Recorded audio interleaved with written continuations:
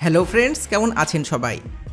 ইরানের supreme leader Ayatollah Ali খামেনিকে সাধারণত সংবাদ মাধ্যম বা মিডিয়ার সামনে দেখা যায় না, কিন্তু যখনই তিনি সামনে আসেন তখন বিশেষ কোনো বড় ঘোষণা নিয়ে আসেন। এবারও ঠিক তাই করেছেন। গোটা বিশ্বকে অবাক করে দিয়ে ইরান সামনে নিয়ে আনলো তাদের নতুন সুপার ড্রোন। কিন্তু সবচাইতে আশ্চর্যের ব্যাপার হলো, এমন অত্যাধুনিক ড্রোন পুরো পৃথিবী এর আগে কখনোই দেখেনি। ইরান এর আগেও কামিকাজি ড্রোন তৈরি করেছিল, যেগুলো রাশিয়া এবং উত্তর কোরিয়ার মতন দেশগুলো বর্তমানে ব্যবহার করছে, আর সেগুলো কিন্তু অনেক ডেঞ্জারাস। কিন্তু এবার ইরান যে ড্রোন এনেছে সেটি সাধারণ ড্রোনগুলো থেকে সম্পূর্ণ আলাদা। এই ড্রোনটি 800 কিলোমিটার গতিতে উঠতে পারে এবং 150 কেজি পর্যন্ত পেলোড বহন করতে পারে। আর সবচাইতে অবিশ্বাস্য বৈশিষ্ট্য হলো, এই ড্রোনটি শত্রু রাডারকে ভুল তথ্য দেখাতে পারে। অর্থাৎ রাডার হয়তো ভাববে ড্রোনটি এই দিকে যাচ্ছে, কিন্তু বাস্তবে সেটা উড়ে যাচ্ছে অন্য দিক দিয়ে।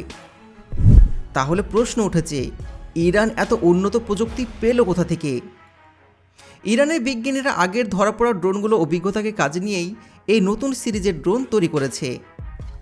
বিশেষ করে 4 মাস আগে ইসরায়েলের আকাশে পাঠানো কয়েকশো ড্রোনের বেশিরভাগই ইসরায়েলের আয়রন ডোমের ছোড়া মিসাইল দিয়ে মাটিতে নামানো হয়েছিল, আর সেখান থেকে এর উৎপত্তি। তারা অনেক মাথা খাটিয়েছে, আর ঠিক তার 4 মাসের মাথায় এই ড্রোনটি সামনে এনেছে তারা। এই ড্রোনের পিছনে রয়েছে ইরানের সবচাইতে গোপন সামরিক আন্ডারগ্রাউন্ড ফ্যাক্টরি। এটি মাটির 200 মিটার নিচে তৈরি করা হয়েছে। এটি কোনো সাধারণ ফ্যাক্টরির মতন নয়। এখানে কোনো মোবাইল ফোন নেটওয়ার্ক কোনো কিছু কাজ করে না, আর স্যাটেলাইট সিগন্যালকেও পুরোপুরি ব্লক করে রাখা হয়। বাইরেকার গোয়েন্দা সংস্থাগুলো যত চেষ্টা করুক না কেন, এই জায়গার কার্যক্রম কোনোভাবেই খুঁজে পায় না। ইরান বহু বছর ধরেই তাদের মিসাইল এবং ড্রোন প্রজেক্টগুলো এভাবেই গোপনে মাটির নিচের বাংকারে চালিয়ে আসছে। কিন্তু এবার গল্পটা আরও রহস্যময় হয়েছে। ইসরায়েলের এয়ার স্পেস এজেন্সি দাবি করছে, কিছুদিন আগে তাদের পোর্ট সীমান্তের আকাশে তারা এমন কিছু অচেনা ড্রোন দেখেছিল যা তাদের রাডারের সিগন্যালকে পুরোপুরি ফাঁকি দিয়ে চলে গেছে। তারা এটিকে ভালো করে ট্র্যাক করতে পারেনি বা রাডারে ঠিকভাবে দেখতে পারেনি।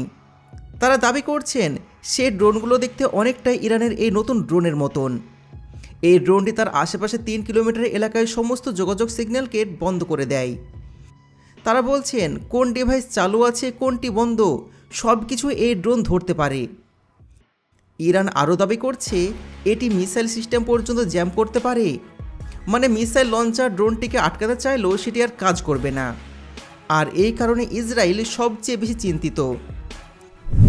বিশেষজ্ঞরা বলছেন এই ড্রোনের টেকনোলজি শুধু উন্নতই নয়, বরং ইরান অত্যন্ত হিসাব করে তৈরি করেছে এই ড্রোন। তবে কি রাশিয়া গোপনে সাহায্য করছে ইরানকে? বহু রিপোর্টে বলা হচ্ছে ইরানের ড্রোনের যে রকেট সিস্টেম ব্যবহার করা হয়েছে সেটি রাশিয়ার মিসাইল সিস্টেমের সঙ্গে আশ্চর্যকরভাবে মিলে গেছে। ইসরায়েল দাবি করছে ইরান নিষেধাজ্ঞা অমান্য করে রাশিয়া থেকে গোপনে টেকনোলজি আদান প্রদান করছে। তাদের হাতে কিছু স্যাটেলাইট ছবি আছে বলে শোনা যাচ্ছে। যদিও রাশিয়া বা ইরান দুই দেশই আনুষ্ঠানিকভাবে এই বিষয়টি অস্বীকার করেছে। তবে এই ড্রোনের সবচেয়ে বড় বৈশিষ্ট্য হলো এর দীর্ঘ রেঞ্জ। ধারণা করা হচ্ছে এটি 4000 কিলোমিটার দূর পর্যন্ত উঠতে পারে। এটি শুধু মধ্যপ্রাচ্যের ভিতরেই নয়, ইউরোপের কিছু অঞ্চলে পৌঁছতে পারে। এমন রেঞ্জ সাধারণত শুধু বড় সামরিক শক্তিগুলো ড্রোনেই দেখতে পাওয়া যায়।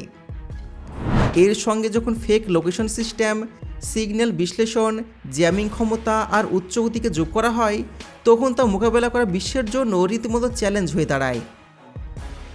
তবে কি আয়রন ডোম পারবে এই অত্যাধুনিক হাতিয়ারকে রুখতে?